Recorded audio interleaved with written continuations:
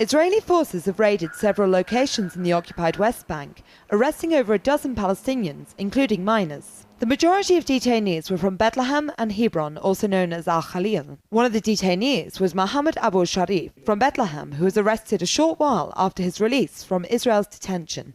When the Israeli forces came to the house, Mohammed was suffering from a bad stomach, so we are worried for my son's health. The first time he was arrested, the Israelis bombed the front of the house. He was sent to the prison for 3 years. The second time they arrested him, he was severely beaten by the Israeli army in front of the house before they sent him to prison. A friend of Mohammed explains more about his detention. Mohammed was released for the first time almost 2 years ago. Following his release, he was again imprisoned for 3 years and was freed on Monday.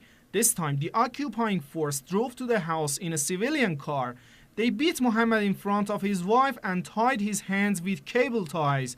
Now we don't know where he is.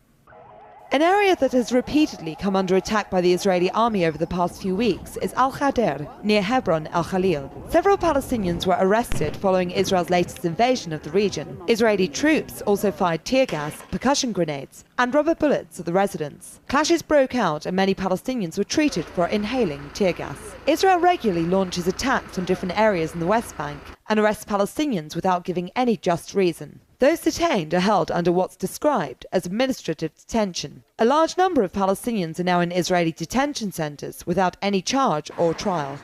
The surge of violent arrests in the West Bank is not unusual for the Israeli forces. However, a week after they called for Palestine to quash all protests in the West Bank, they continue to incite violence through violations of Palestinians' basic human rights.